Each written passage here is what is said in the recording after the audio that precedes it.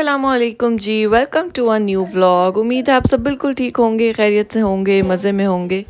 तो भाई आज का जो व्लॉग है वो एक खाली घर से शुरू हो रहा है। यस, क्योंकि हम जो है वो काफ़ी अरसे से अपार्टमेंट ढूंढ रहे थे, न्यू अपार्टमेंट शिफ्ट होने के लिए, क्योंकि जो पहले वाला घर है वो हमें थोड़ा जो है वो छोटा पड़ता है, तो जिसकी वजह से हम न्यू अपार्टमेंट ढूंढ रहे थे और हम काफ़ी अरसे से ही ढूंढ रहे थे। मगर आज जो है वो हमें मिली थी अपॉइंटमेंट घर देखने की। यस, तो भाई let me tell you one thing कि जर्मनी में घर ढूंढना एक बहुत ही मुश्किल काम है। यहाँ पर डिफरेंट कंपनीज होती हैं, उनकी अपनी बिल्डिंग्स होती हैं। सबसे पहले आपको उनसे पूछना पड़ता है कि जिस एरिया में आपको घर चाहिए वहाँ पर कौन कौन से घर फ्री हैं, और फिर वो आपको बताते हैं, लिस्ट देते हैं कि ये घर फ्री है। उसके बाद वो आपको एक अपॉइंटमेंट देते हैं घर दिखाने की। और भाई you should be on time. ये जो जर्मन्स हैं ये बहुत ही कोई खर दिमाग लोग होते हैं, क्योंकि भाई अगर आप दिए हुए टाइम से 2-4 मिनट भी ऊपर हो जाएं तो उनको लगता है कि आप बहुत लेट आए हैं और आप जो हैं वो बहुत इरिस्पॉन्सिबल हैं, क्योंकि आप टाइम पर नहीं है। खुद वो बेशक 10-12 मिनट लेट हो भी जाएं, वैसे ऐसा बहुत कम होता है, क्योंकि यहाँ पर अपॉइंटमेंट्स की जो है वो बहुत ज़्यादा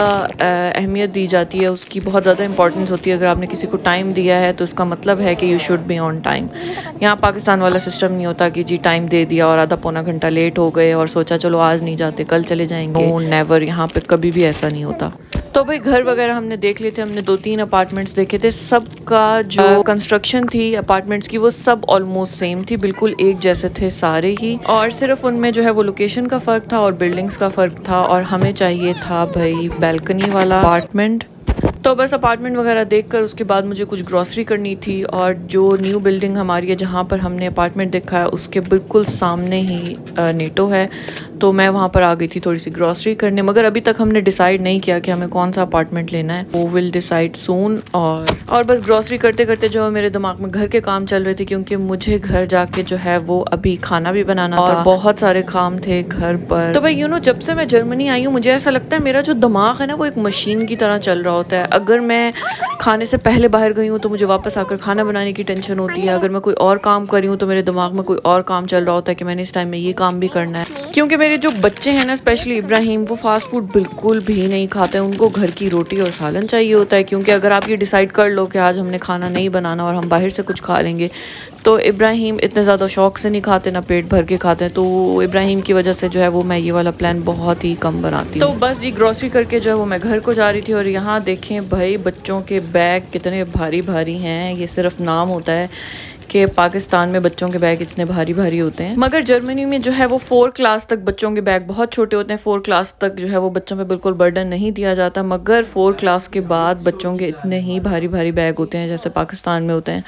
बहुत टफ पढ़ाई होती है जर्मनी की।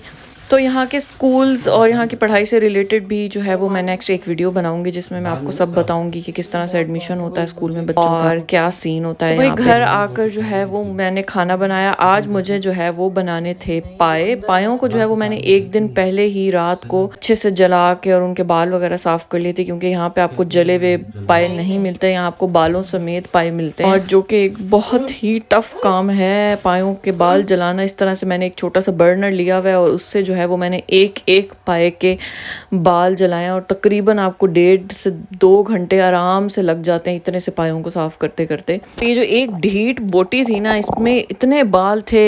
फिर मैंने अपने हस्बैंड को बुलाया, मैंने कहा आप आए और इसके बाल साफ करें, नहीं तो इसको उठा के फेंक। इधर से साफ करो तो उधर से बाल निकल आते थे, उधर से साफ करो तो इधर से। खैर भाई पायों का जो है वो मैंने एक उबाला दिलवा के उसके बाद उसके ऊपर वो जो झाग वगैरह आती है उसको मैंने निकाल लिया, और फिर कुछ बेसिक से गरम मसाले मैंने डाल के और फिर पायों की जो है वो यखनी चढ़ा दी। साथ ही जो है वो मैं पायों का मसाला भून रही। भाई आई नो पाए बनाने का जो स्टाइल है वो सबका बहुत अलग अलग होता है। कुछ लोग जो है वो सिर्फ अदरक लहसुन में मसाला भूनते हैं, कुछ लोग दही डालते हैं, कुछ लोग प्याज डालते हैं। तो आप जिस तरह भी बना लें, आपको जिस तरह भी अच्छे लगते हैं। मगर मैंने क्या किया, मैंने एक मीडियम साइज़ का प्याज लिया और उसको हल्का सा ब्राउन किया, मतलब वो जो फुल ब्राउन प्याज होता है वो नहीं, हल्का सा ब्राउन किया, और उसको अदरक लहसुन के साथ ही मैंने ब्लेंड कर लिया। बहुत स्मूथ सा टेक्सचर सा जब उसका हो जाए तो उसको आप ऑयल में जो है वो बहुत अच्छे से भूनें। पायों की जो मेन चीज़ है मुझे लगता है वो उसका जो मसाला है उसकी भुनाई है, क्योंकि इस टाइम पे ये जो मसाला है इसको आपको इतने अच्छे से भूनना होता है, क्योंकि सारे पायों का जो टेस्ट है ना वो इसी पे डिपेंड कर रहा होता है। तो मैंने प्याज प्याज़ों को अच्छे से भून के उसके बाद उसमें जो है वो उसमें मैंने जी डाले मसाले, लाल मिर्च, हल्दी, धनिया पाउडर, थोड़ा सा गरम मसाला, नमक। बस अब इसको आपने इतने अच्छे से भूनना है और बार-बार थोड़ा-थोड़ा सा पानी डालना है, क्योंकि मसाला इस टाइम पे जो है वो नीचे लग रहा होता है, तो उसमें थोड़ा-थोड़ा सा पानी डालते जाएँ और मसाले को कम से कम 15 से 16 मिनट तक अच्छे से और यहाँ पर जो है वो पायों की यखनी बहुत अच्छे से तैयार हो गई थी। मैंने पायों को 3 साढ़े 3 घंटे के लिए जो है वो हल्की आंच पे कुकर में छोड़ दिया था, जिससे बहुत ही अच्छे से पाए गल गए थे। और यहाँ पे 15 से 16 मिनट को बहुत अच्छे से भूना और फिर मैंने जो है वो उसको पायों में डाल दिया। और अभी पाया जो मुझे थोड़ा सा पतला लग रहा था और तो मैंने इसको जो है कवर करके दोबारा आधे से पौने घंटे के लिए छोड़ दिया, जिससे बड़ा एंड में जो है ना वो बड़ा अच्छा सा टेक्सचर आ गया था पायों में।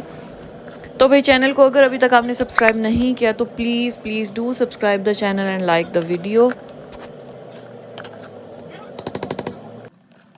तो ये देखें अब आपको काफ़ी बेहतर लग रहे होंगे पाए। अब थोड़ा जो इसका शोरबा वो गाढ़ा हो चुका और बड़ा अच्छा सा जो है वो इस पर कलर भी आ चुका था, ऑयल आ चुका था। और भाई साथ में मैं आज बना रही हूँ ज़बरदस्त सी खमीरी तंदूरी रोटियाँ घर में, क्योंकि भाई पाए और निहारी वो वाहिद 2 चीज़ें जिनके साथ मैं घर की रोटी नहीं खा सकती। मैं हर सूरत जब भी घर में पाए मैं निहारी बनाऊँ तो मैं उसके साथ ज़रूर कभी नान या तंदूरी रोटियाँ बनाती हूँ, क्योंकि भाई जर्मनी में तो पाकिस्तान वाले मज़े हैं नहीं जो आपको फ्रेश गरम गरम रोटियाँ और नान मिले। तो ऐसी चीज़ों की कदर आपको बाहर आके ज़रूर होती है और फिर ये होता है कि यार चलो खुद घर में ही बना लेते हैं, तो हर चीज़ आपको फिर सीखनी पड़ती है। और इन रोटियों को मैंने बगैर यीस्ट के बनाया, इसमें मैंने सिर्फ बेकिंग पाउडर और यीस्ट की जगह मैंने डाली है दही, थोड़ा सा नमक और ऑयल, बस। और अगर आपको इन रोटियों की कंप्लीट रेसिपी चाहिए तो आप मुझे कमेंट कर सकते हैं, मैं आपको कमेंट में इसकी रेसिपी बता दूंगी। और ये देखें भाई कितनी मज़ेदार सी, और एक मैंने इस तरह से पूरी लंबी रोटी बना ली थी, आपकी मर्ज़ी आप जो मर्ज़ी शेप दें। और ये देखेंगे इतनी सॉफ्ट रोटियाँ बनी थी, बिल्कुल अकड़ी हुई और इस तरह से नहीं थी। तो भाई आप भी ईजीली घर में इसको बना सकते हैं, तंदूरी रोटियों को, खमीरी रोटी जो भी कह लें, इसमें कोई खास टेक्निक नहीं है। तो भाई आज का व्लॉग करते हैं यहीं पर एंड। उम्मीद है आपको वीडियो अच्छी लगी होगी। चैनल को सब्सक्राइब और लाइक ज़रूर कीजिएगा, और अगर वीडियो अच्छी लगी हो तो एक छोटा सा कमेंट लाजमी कीजिएगा। मिलते हैं नेक्स्ट व्लॉग में, तब तक अपना बहुत सारा ख्याल रखिएगा। अल्लाह हाफिज़।